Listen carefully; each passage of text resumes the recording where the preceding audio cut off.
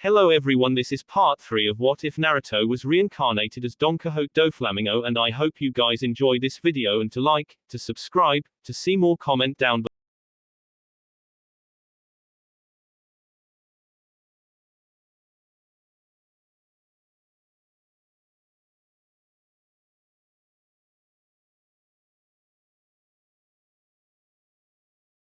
Took a small drag of his cigarette, he and his fellow Jonin waiting for Kakashi to show up to the meeting to report who had passed the examinations. He had just recently come back from meeting with his new team. He decided not to test them, simply taking them to a restaurant to eat and get to know them better. He already knew that Shikamaru, Ino and Choji were going to be skilled ninja, their heritage had all but assured that. Finally, and surprising only a few minutes late, Kakashi had arrived, his nose stuck in that orange book of his. The Hokage nodded to himself, speaking to the rest of the Jonin. Now, we will begin. Starting from Team 1, call out the result of your examination. Most of them failed. In the end, only Teams 7, 8 and his own, Team 10, had passed. Asuma listened to his father's speech, telling him, Kakashi and Kurenai the responsibility they now held in nurturing the next generation. Soon after, the meeting was over and Asuma made his way back to his apartment. He had moved out of the Sarutobi compound many years ago, the conflict between him and his father driving him away. He regretted it sometimes, the separation making the relationship with his nephew rather difficult. Opening the door, he walked into the small apartment. It was minimalistic, Asuma not being what for hoarding material possessions. Throwing his vest onto the floor, he laid down in his bed, lighting a cigarette and sticking it in his mouth. He thought about his team, thinking of their strengths and weaknesses and what he should start teaching them. Choji came to mind first. The big-boned boy was gentle and kind, a personality not suited for this life. The academy report said he would struggle in spars, not wanting to hurt his friends. It was admirable, but a habit Asuma would have to break. Hesitation on the battlefield meant an early death. Still, the boy possessed strength suiting his size and was apparently quite skilled in his family's secret techniques, something that he was sure his team would begin to rely on. Ino was next, Asuma's main concern. The girl was a bit naive, more concerned about her looks than her ninja techniques. It was something Asuma knew he would have to correct but was utterly clueless how he would begin. Maybe he would ask Kurenai. Still, despite her quirks, Ino was a sympathetic and caring individual, easily reading the emotions and thoughts of others, not surprising given her very social nature. Although her physical ability was lacking, she made up for it with her skill in her family techniques and knowledge of the human psyche. Lastly, was Shikamaru. Out of all his students he felt a special connection to the boy. Sure, it might just be that both were laid back and a little lazy, but he just couldn't shake that feeling that there was more to the boy. Asuma wasn't wrong. After their initial meeting, he had asked to see Shikamaru one-on-one, suspecting a hidden intelligence in the lazy boy. He showed him the game shogi, surprised to see that he was already avid player, and the two began. It was humiliating. Asuma was thoroughly defeated and Shikamaru just sat there, as if it were nothing. As if he didn't just defeat an elite Jonin in the art of stratagem. They talked after the match, discovering that Shikamaru would often play against his father, Shikaku, losing against him every time. The thought made Asuma shiver. If Shikamaru was this good at shogi, just how smart was Shikaku Nara? During their conversation, Shikamaru hesitated for a moment, before revealing that there was someone else that couldn't beat, but he only played against him once, when he was 9 years old. Naruto Uzumaki. Asuma didn't know much about him, other than his burden as a Jinchuriki. He hadn't had the chance to look up his academy file, but he was resolved to get some information about him from his team. Someone who could best a Nara as talented as Shikamaru was someone of interest. Hinata Hyuga carried the tray of food toward Neji's room. He was brought back earlier today by his sensei, unconscious. Apparently, according to his sensei, Neji had fallen down a series of stairs and got injured. Luckily, there was no lasting damage and he just needed some rest. It was surprising, she didn't think her cousin was so clumsy. She reached the door, knocked quietly and let herself in. Neji. Are you awake? Neji was sitting up in his bed, awake. He had a far-off look on his face, thinking about something. Suddenly his eyes refocused and he turned toward her. His voice was quiet, calm in a way that she had never heard before. Usually, it had a harsh edge to it, but now it was softer. Yes, Hinata. Was there something you needed? Hinata jumped slightly, startled by the change in character. And no, I was just bringing you some food. You must be hungry, your fall knocked you out for quite a while. She walked toward him, setting the tray on his lap. Neji looked confused, a question being asked after Hinata presented his meal. Fall. Yes, you know, the stairs you fell down. Hinata said, trying to remind him. Neji stared for a moment before chuckling, a small smile appearing on his face. Ah, yes. Now I remember. The two stood there for a moment, Neji simply looking down at the tray. Hinata, sensing an awkwardness in the room, attempted to give a polite goodbye. Well, I guess I'll be going to Hinata. Neji had interrupted him, his voice once again taking that quiet, soft tone. Surprised, it took a moment before she was able to respond. Why yes Neji. He was quiet for a moment, as if thinking over a conversation in his head. He was still looking down at the tray, and now she could see a sadness form in his eyes, but that couldn't be right, could it? Do you think that people can change? Do you think it's alright to change who you are, no matter the sins you committed? Hinata was taken aback by the question, not sure how to answer. Why was he asking this? Was there something wrong? Maybe he hit his head harder than everyone thought. I think, she struggled to get the words out. Pausing for a moment, a confidence that she didn't really feel took over her voice. I think it's okay to be whoever you want. The silence returned as Neji took in her words. I see. Hinata, quite done with the conversation, asked for permission to leave. Is there anything else, Neji? Neji looked up at her forehead, the usual ninja headband being removed while she was at home. And no, that's all, thank you. Hinata ignored him. She ignored the stuttering in his voice. She ignored the apology, the only apology she had ever heard from him, that he whispered to both her and himself as she left. Walking out of the room, she closed the door and thought about the way Neji looked at her.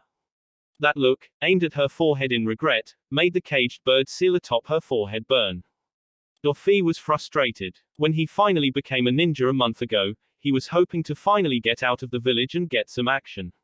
He was looking forward to eradicating bandit camps, raiding enemy encampments and maybe save a princess or two along the way. Virgo would tell him of his missions during his last year at the academy and he was anxious to start doing the same. He did not become a ninja to do chores. He made his displeasure known to the Hokage. You listen here old man, we didn't spend 6 years learning the diverse ways to snap a man's neck to spend our time painting fences and walking dogs. Give us something more exciting, damn it. He said, ignoring the old man's spiel about mission rank and how missions were assigned. The Hokage sighed, looking toward Kakashi who was deep in his book. Well Kakashi, are they ready? Kakashi looked up from his book, and then to his students. Sasuke was standing there with his arms crossed, his face impassive but you could tell he was anxious. No doubt excited about the prospect of a real mission. Sakura was the opposite, shifting her feet and avoiding Kakashi's gaze. Doflamingo knew she was nervous about the idea of a real fight, but she needed to be sent out on the field. She needed to gain a drive to improve and seeing her own failures might just be what she needed. Putting this together, he wasn't surprised when Kakashi said yes, giving the old man a lazy thumbs up. The Hokage nodded, looked past Team 7 and called out to someone in the hallway behind them. Send in the bridge builder. It was an escort mission. They would be guiding Tazuna, a self-proclaimed supermaster bridge builder, to his home in the land of waves and guard him while he and his men worked on an enormous bridge. It was a simple, low-risk mission but Sakura couldn't help but feel nervous. Team 7 had spent the last month focused on teamwork, just like Kakashi promised. It was basic at best. The training was mostly practicing different formations and everyone's role in them. There was more than that of course. Kakashi was also improving their skills in taijutsu, but Sakura didn't find them to be very useful. It was like Kakashi just expected the lessons to just click with her, not really investing much time to ensure she understood what she was supposed to be doing. Sasuke and Naruto took to it like a fish in water, leaving her behind in the dust and not helping with her already low self-esteem. Sakura sighed as she arrived at home, entering the front door, she made her way upstairs and toward her room. How was your day, hun? Her mother called out from the kitchen. Sakura stopped midway up the stairs, remembering that she should tell her parents about her mission tomorrow. She turned around and made her way into the kitchen. It was okay. I have a mission tomorrow, a real one, so I'm gonna be away from the village for a while. Her mother turned around from the kitchen counter, putting her cooking aside as she looked in worry at her daughter. So soon. How long will you be gone? She asked, worry soaking her voice. I'm not sure. We'll be protecting a construction site, a bridge, in the land of waves. I guess we'll be done when it's complete. Her mom paused for a moment, a frown on her face before she turned back to finish her cooking. Well, all right then. Make sure you say goodbye to your father and I before you go. He'll be back from work soon and dinner will be done. Sakura promised her and went back up the stairs. Entering her room, she double-checked all her supplies, making a mental checklist of everything she would need on the trip. She was nervous, the mission bringing her anxiety and fear to the forefront of her mind. She thought back to the bell test, how useless she was during it. She wasn't even able to launch a single attack, Kakashi simply appearing before her with Sasuke in tow, telling her she failed and to head to the clearing while he talked to Sasuke. She never realized that Sasuke was just an illusion until she found the real one buried in the ground in the clearing, Kakashi tricking her. After completing her preparations, she laid down in her bed, waiting for her dad to come home so they could eat dinner together. She promised herself that, on this mission, she would prove that she was a capable kunoichi, both to herself and her team. Kakashi was on time today, surprising Doflamingo. He and the rest of his team were gathered at one of the village's gates, ready to go. Tazuna had arrived last and, with his arrival, they were off, heading toward the land of waves. The journey had been silent for the most part, the only sound being shoes against gravel or a passing bird. It was beginning to become boring, but luckily for Doflamingo, his Haki sensed something that would spice things up. They were a puddle. He could sense two individuals hiding, disguised as an inconspicuous puddle in the middle of the road. He glanced at Kakashi, making no other sign that he detected the suspicious individuals, but he kept walking, focused on his novel. The rest of the team kept walking, passing the puddle and continuing forward. His Haki flared as it warned him of the pair's attack. They burst from the small pool of water, their faces covered by gas masks. They each had a type of gauntlet on one of their hands, with sharp fingers that dripped with poison. There was a bladed chain connecting the two gauntlets, linking the pair together. They rushed ahead of them, aiming at Kakashi who was at the front of the group. The chain wrapped around Kakashi as the pair landed on the ground in front of him. Then, they pulled. The chain ripped through Kakashi's body, spraying blood and body parts everywhere as Kakashi's life ended. At least that was what the genjutsu showed. Doflamingo could sense Kakashi hiding in one of the nearby trees, either looking to use these two to test his team or trying to figure out who their target was. Whatever it was, Doflamingo would play along. He called out to the rest of his team. Pinky, guard Tazuna. Sasuke, you're with me, I call the ugly one, he grinned, rushing to meet his new opponents. The two ran to meet him, extending the gauntlets, intent on stabbing him through the chest. Doflamingo grinned, jumping just before they made contact, he planted a kick into each of their faces, sending them flying back. Sasuke jumped above him, throwing a kunai and shuriken at the chain, trying to pin him to the tree behind them. It worked, the shuriken pinning the chain to the tree through one of its links and the kunai stabbing through the center of the shuriken to reinforce it. The two masked ninjas looked at each other for a moment, then the chain pinning them down. The chain disconnected from each of the gauntlets, the two now separated and free to move. They dashed at Doflamingo and Sasuke and they tensed at the enemy's approach. Suddenly, one of them jumped, trying to get over them while the other changed direction, attempting to do the same. They were aiming for Sakura and Tazuna. Doflamingo jumped, a leg raising in the air, after the man. When he reached him, his leg thundered down, slamming into the ninja's shoulder and driving him back into the ground. As he slammed into the ground, Doflamingo acted quickly, created several strings to jump off of, launching himself toward the ground and at the downed ninja. Doflamingo slammed his knee into the ninja's chest. He felt bones shattering and organs ripping apart. Pulling his knee from his chest with a sickening squelch, he looked away from the now dead ninja, toward the one that ran around him and Sasuke. Kakashi was there, holding the now unconscious ninja in a chokehold. Kakashi looked at Tazuna with a narrowed eye. We need to talk. Zabuza Momoki hid in the treetops, waiting for the bridge builder and his protection detail to arrive. It had been a couple days since the demon brothers left and he knew that, somehow, they had failed. It was a big blow, reducing his team to 2 people, including himself. Now here he was, coming to finish the job himself if only to stop Gateau's complaining. Zabuza was stuck waiting for 3 hours, Haku in position further behind him, ready to bail him out if anything went wrong. Zabuza was not a prideful man, he was more than able to admit there were some things he just couldn't handle, and he was not one to refuse help in those situations. Finally, the entourage he was hunting arrived, and he knew why the demon brothers failed. Kakashi Hatake the copy ninja was among them, and with a Jonin team no less. Kakashi had been in his bingo book for as long as he could remember, a prodigy who made a name for himself by copying the techniques of his enemies and using them against them.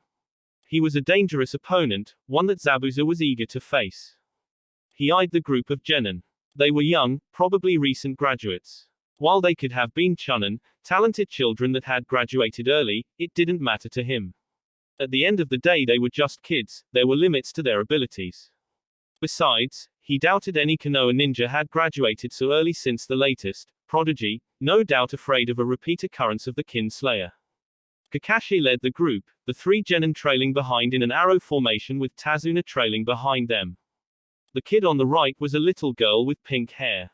She looked stressed, bags under her eyes and her hands twitching toward the pouch on her hip. Yes, no doubt recent graduates. The one on the left was much more composed, his face impassive as he scanned the tree line.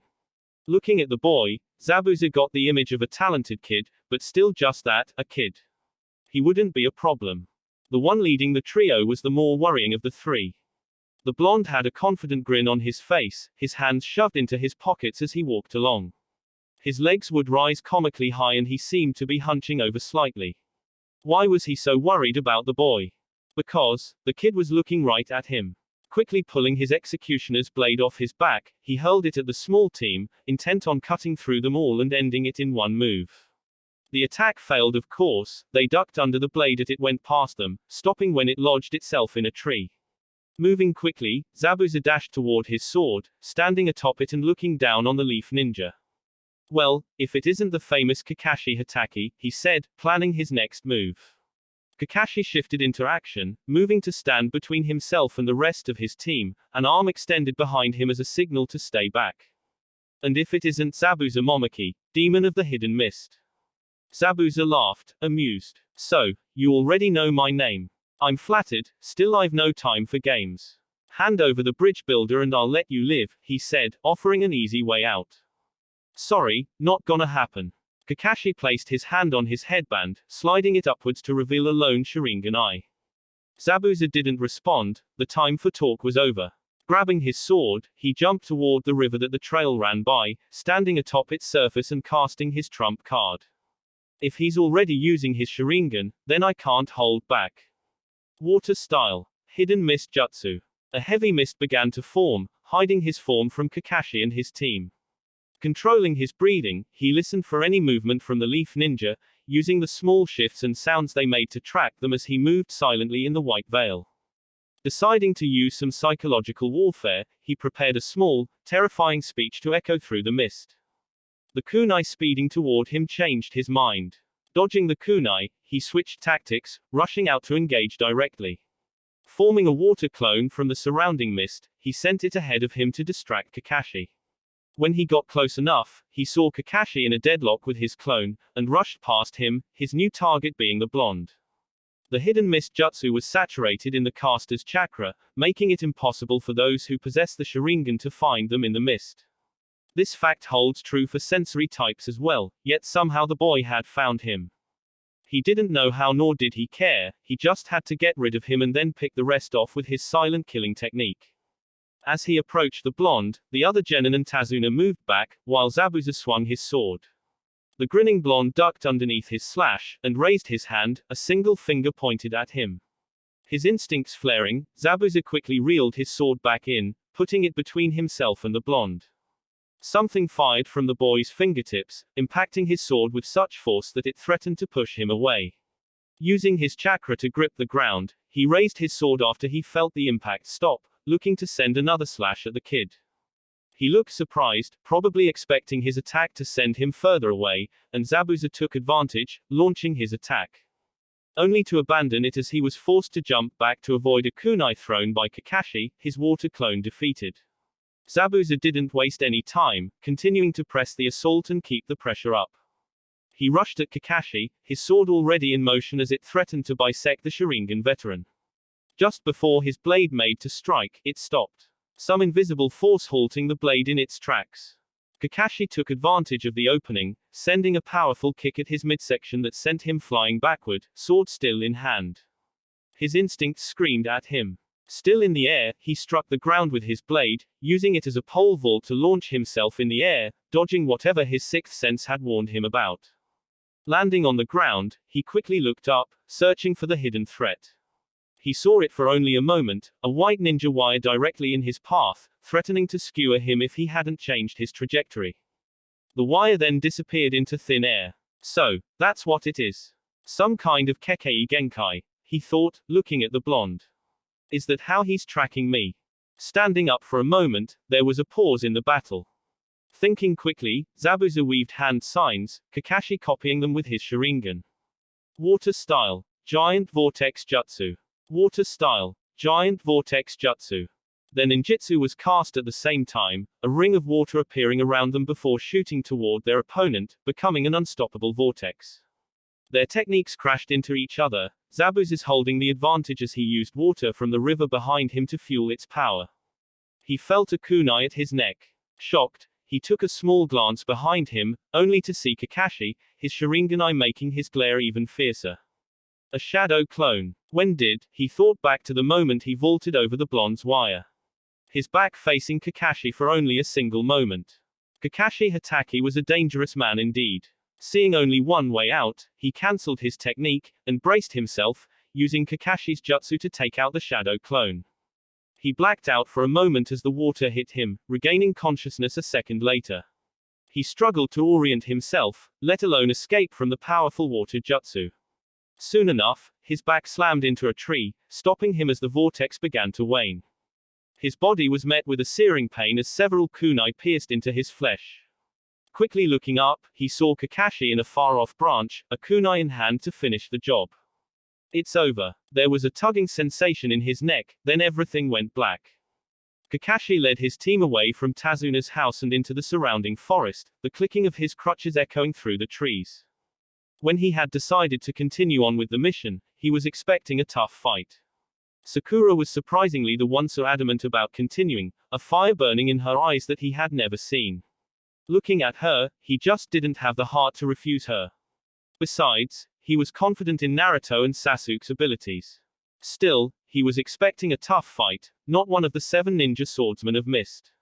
That was more than he bargained for. So here he was, trying to get in some last-minute training for his team and teaching them to climb trees.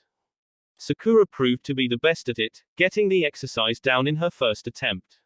Her face shone with amazement at her own accomplishment and Kakashi couldn't help but smile at the sight. He would have to get her some lessons in genjutsu or healing techniques, her prodigious chakra control would let her go far. Naruto took a couple tries but he was able to do it as well, his practice making those strange chakra strings of his honing the control over his massive amounts of chakra. Unfortunately, Sasuke, who, seeing his teammates get the exercise down almost instantly, was fuming. He tried over and over again, sprinting at the tree, his progress more from his speed than his chakra control. Kakashi sighed as Naruto stood atop Sasuke's tree, grinning down at him. Naruto had been invaluable in that fight. His strings giving him just the edge he needed to defeat Zabuza. He wasn't sure why Zabuza decided to rush toward Naruto like that. Maybe he wanted to get rid of the weaklings first. Still, Kakashi was grateful the battle turned out as well as it did. Hopefully their next battle with the Demon of the Mist went just as well. Doflamingo was walking around the forest, bored. He had already completed Kakashi's tree walking exercise and now he was just wandering around looking for something to do. Don't get him wrong, he was glad Kakashi had shown him the technique, now aware of how Zabuza had avoided being thrown away by his bullet string attack. Doflamingo laid in a small clearing in the forest, surrounded by various flowers. He let his observation haki relax for a moment. While he was now capable of keeping it up most of the time, that didn't mean forever, and he would sometimes have to rest for a few minutes before manifesting it once again. He lay there for a while, eventually falling asleep before the sound of footsteps woke him. Sitting up and looking around, Doflamingo spotted a feminine boy, a couple years older than him, with a basket in hand, most likely gathering herbs. The boy spotted him, a small blush appearing on his face. "Oh, I'm sorry, I didn't mean to wake you. You probably shouldn't sleep outside though, you'll catch a cold." The boy's voice was light and soft. If Doflamingo hadn't been constantly around bizarre figures during his first life, he would have thought he was talking to a girl. Doflamingo chuckled lightly. "Hey, sorry to disappoint, but I haven't been sick a day in my life. I'm too strong, ya see." The boy came closer, eventually sitting next to him and beginning to pick at the ground, plucking at herbs he didn't recognize and putting them in his basket. "Too strong. I see, you must have a lot of people to protect if you're that strong." A frown made its way on Doflamingo's face, marred in confusion. "What's that got to do with anything?" The boy looked at him in amusement, chuckling slightly. "Well, you see, I believe that true strength comes when you're fighting to protect the ones you care about. So, if you're so strong that not even disease can bring you down, then you must have a lot of people relying on you." The boy returned to his task as Doflamingo thought about his words, before standing up, beginning to walk back to Tazuna's house. "Leaving so soon?" Doflamingo stopped for a moment. "Yeah, I have places to be. See ya later." He stopped, realizing he never got the guy's name. "Haku," the boy said. "Naruto," he said, offering his own name. "See ya later, Haku." Doflamingo returned to Tazuna's house, remembering to reactivate his haki when he got there. A few days had passed. Kakashi had suspected that Zabuza would make his return today and had assigned Doflamingo to stay and guard Tazuna's family. He was confident that Gateau would send some men after his family to avoid the ninja and, sure enough, a few hours after Kakashi, Sasuke and Sakura left, his haki felt a large group approaching the house. Telling Tsunami and Inari to stay put, he put on his shoes and stepped outside. Zori guided the group with his partner, Wiraji, and marched over to the small two-story building. Gateau had assigned him a mission: kidnap the bridge builder's daughter, Tsunami, and use her as a hostage to stop the construction of the bridge. Personally, Zori thought bringing 20 other guys with them was overkill for just one woman, but Gateau was paying the bill so he had no complaints. As they approached, someone walked out of the house. A blonde, who couldn't be more than 14 years old, waltzing up to them slowly with a large grin on his face. Zori grinned back. This was going to be easy. "Hey kid, listen here. If you don't want me and my boys to give you the beating of a lifetime, then you better run on home. Trust me, we're all in a bad mood today and could use a punching bag." Zori finished his speech confidently, hoping the boy stayed put so he could put his katana to work. The boy chuckled, staring at them with unflinching bravado. Then, he spoke. "You're in a bad mood.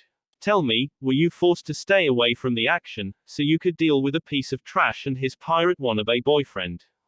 Zori blinked owlishly, before anger took over, signaling for the group behind him to charge at the brat. Over the group's roar, he could still hear the kid speak. "No, if anyone should be in a bad mood, it would be me." A pressure came down on him, threatening to crush his very soul. He collapsed onto his knees as he watched all the men he brought with him instantly fall unconscious. The demon walked closer to him, over the bodies of his friends. The closer he came, the more the pressure increased. It became painful, excruciating, but he couldn't scream. The pressure forced the air from his lungs.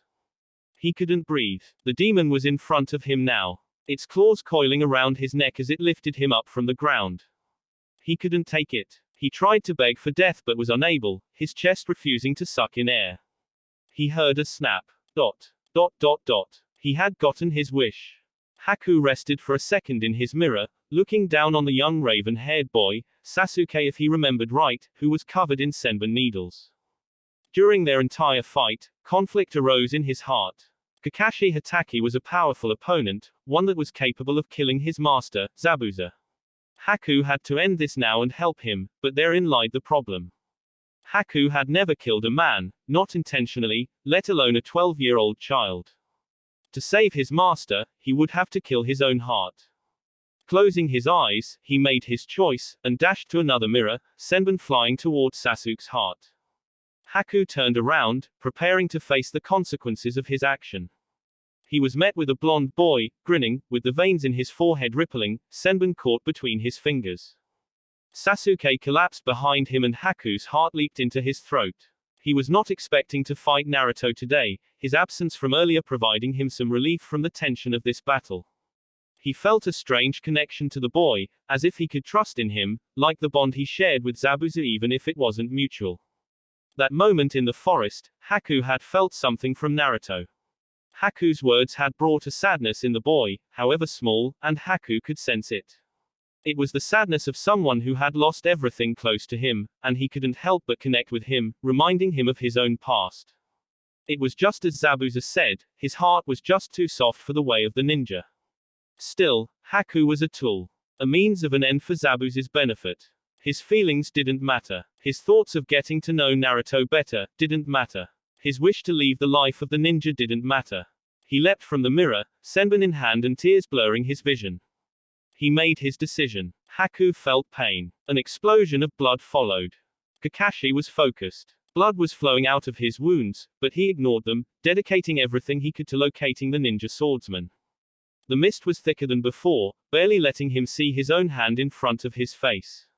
It had been a few years since he had a fight like this, relying on all his senses just to survive. It was a slight brush of the wind, that was all that had warned him of the massive sword slashing downward toward his back. Turning around and sidestepping around the sword, his right hand grabbed a kunai, stabbing toward Zabuza's head as his left blocked a quick jab, grabbing a hold of the fist and holding Zabuza in place. The swordsman let go of his sword, impaled in the ground, and grabbed his wrist, stopping the kunai inches from Zabuza's eye. The mist disappeared as the two elite ninjas struggled in a contest of strength. The hand holding the kunai slowly being moved to the side, Kakashi let go of Zabuza's hand, trying to leap back and get some distance. Zabuza's grip on his wrist held strong though, pulling him back as he lashed out with a fierce kick. Using his only free arm, he held it to his chest, trying to lock the attack. The force of the kick sent him back several feet. He landed on the ground, raising his guard as the two stood across from each other. They stood there for a moment, before they both heard someone clapping. So, this is the best the great Zabuza Momoki can do. Pathetic. Kakashi and Zabuza turned toward the end of the bridge, seeing a very short man standing there, a group of mercenaries climbing onto the bridge from a boat in the waters below. Gateau, why are you here? Zabuza asked, the displeasure clear in his voice. Gateau smirked, his men forming a wall to his sides as he leaned on his cane.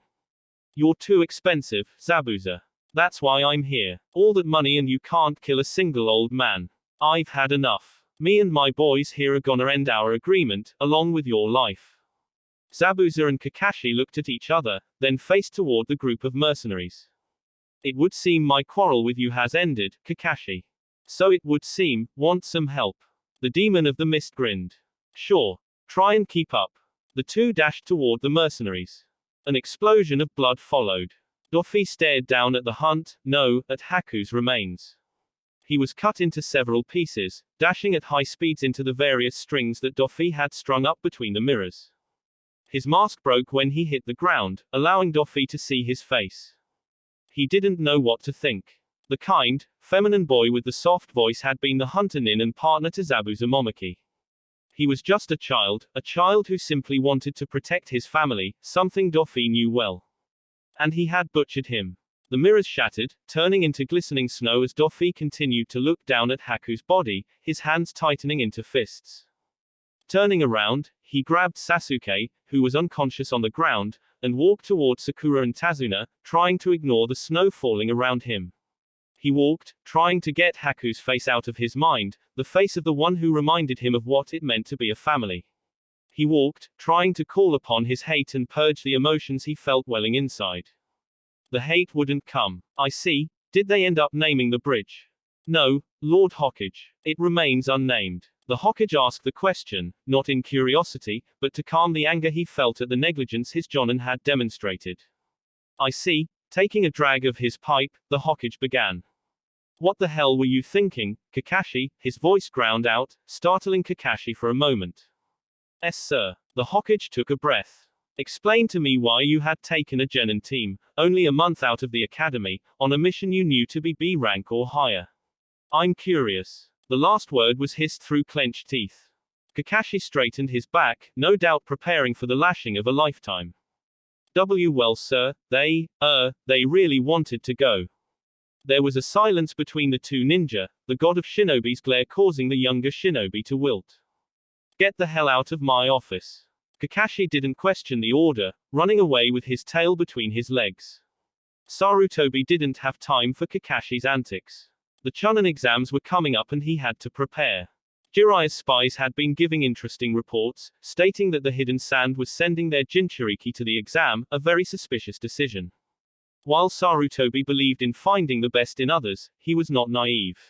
He knew it was more than possible that the Sand was preparing an assault on the Leaf, their village suffering economically as their daimyo continued to ignore the shinobi village in his own country and relied on the Hidden Leaf instead. It was a breach of their alliance, but the aging Hokage had found throughout the years that those alliances were worth the same as the paper they were written on. He grabbed some paper, sending a reply to Jiraiya's latest report, ordering him to return to the Leaf Village. He had run away long enough, it was time he met his godson. He sighed, pulling up a listing of his Anbu and trying to decide where he should place each of the Black Ops members. Naruto was right, he was getting too old for this shit. Sasuke began his trek to the team meeting, curious what Kakashi wanted. It'd been a couple weeks since the mission in Wave, Team 7 getting a break from missions after the unexpected clash with the former Hidden Mist ninja. Zabuza himself had run off after Gateau's death according to Kakashi, taking Haku's body with him. He thought back to Wave mission, having finally gotten the chance to see just how strong he had become. He was disappointed. His fight against Haku had been going well at first. The two were evenly matched in speed and strength, but Sasuke held the advantage in terms of skill. It was slow, but he was winning the fight. Then, the Hunter Nin summoned those mirrors, and it all went downhill. He was simply too fast, not giving him the chance to counterattack. By the time his Sharingan awakened, it was too late. He could see the attacks coming, but his body was too exhausted to make a meaningful retaliation. His Sharingan showed him exactly where Haku's next set of Senbon would land, directly in his heart. He watched as they approached, intent on ending his life. He watched as Naruto appeared, saving his life. His pride screamed at him on the way back to the village. Screamed at him to challenge the blonde to a fight, to prove who was the strongest. He didn't fall victim to it. He knew, as much as it pained him to admit it, that Naruto was stronger than him. He would just end up humiliating himself. He just didn't understand it. How was the blonde so strong? He remembered Kakashi's first words about the Hunter Nin, Haku. How he said that there was ninja that was stronger than a Jonin yet younger than himself. He couldn't see how that was possible. All he did was train. Every day was dedicated to just that, and everything needed to keep doing it. He had no friends, he had no time for them. His hate and his nightmares fueled his determination, always driving him toward the next level of power. Yet, it would seem, no matter what he did, he couldn't catch up to Naruto. All that training, wasted, meaningless. It was infuriating, and Sasuke couldn't think of a solution. But there had to be a way to catch up to the blonde and surpass him. Reaching a small bridge, Sasuke met up with the rest of his team. Naruto stood there like usual, leaning against the railing with a grin on his face, hands in his pockets. Sakura was there as well. She sat atop the railing across from Naruto, having one of their conversations again. She seemed brighter though. During the way to Tazuna's house he could see that there was something wrong. She wasn't sleeping right, had become rather twitchy and paranoid. No doubt, there was fear plaguing her throughout the trip. A small part of him was glad to see she was doing better now, even if it was just so she wouldn't drag the team behind. Approaching his teammates, Sakura gave him a small, polite wave and Sasuke nodded back, waiting for Kakashi. Luckily, he didn't have to wait long. He and the others were coming 3 hours after they were scheduled to meet with the lazy Jonin. He appeared in a small puff of smoke at the end of the bridge, a hand raised in greeting with a small eye smile on the only visible part of his face. Yo. The bridge was silent while Naruto began chuckling lightly.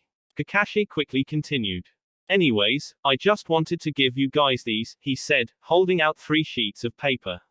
He and his team grabbed one each, curious on what they were. Sakura voiced their curiosity. What are these for, sensei? His eye smile returned as he answered her question. These are applications for the upcoming Chunin exams. Sasuke's heart skipped a beat, looking down at the piece of paper. This was it, the key to unlocking his next level of power. There wasn't a doubt in his mind, if he wanted to improve he needed to get into a real fight. Simply training wouldn't be enough. His first taste of a real battle had unlocked his Sharingan, he was desperate for more. Now, this test is completely optional, so if you don't feel up to it, then don't worry about it. If you do want to take the test, take the filled out application to room 301 at the academy at 3 p.m. 5 days from now. Any questions? No. Okay then, see ya. Kakashi disappeared in a puff of smoke, not giving him any time to ask questions. Sasuke ignored the others and began to walk back home to fill out the application. There was no way he wasn't going to participate. The chance to meet several powerful opponents was just too good an opportunity to pass up. Sakura laid in bed, holding the Chunin exam application above her. She didn't know what to do. She wanted to take the exam, to prove that she was a powerful kunoichi, but she was scared. During the wave mission she was useless, only protecting Tazuna and knowing full well that if anyone ever targeted the two of them, they were done for. The only thing that she was happy about that mission was the tree climbing exercise. For the first time she had shown that she was better at something than her other two teammates. She was ecstatic, constantly bringing it up during her and Naruto's conversations. Something told her that he was proud of her. Getting up and approaching the small desk in the corner of the room, she began to fill out the application. Just like before, she would prove herself to her team. Besides, it was just a test, what was the worst that could happen? He burned the letter, his thoughts centered around his new orders. Come home, it said. Yeah, as if it were that simple. Taking another drink of sake, Jiraiya sighed, trying to focus on better times but his mind coming up with blanks. That was what it was like, nowadays. After Minato died the world seemed a little darker, filled with less color than it had before. He thought back to his godson, wondering what he was doing right now, wondering what kind of person he was. His decision over a decade ago had weighed heavily on his mind, but even now he wouldn't change it. Jiraiya knew that was the right choice, he was not fit to raise a child. Still, just because it was the better choice didn't make it the right one. Satobi would tell him that, constantly reminding him that he had failed once again. But it was too late for regrets. Ninja didn't have time for regrets. Walking out of the bar, he began his journey back home, back to his godson. He owed Naruto a large debt, and he intended to pay it back. Hopefully the boy wasn't too angry with him. That will be it for this video. If you want more, comment down below, like, subscribe. And see you guys later.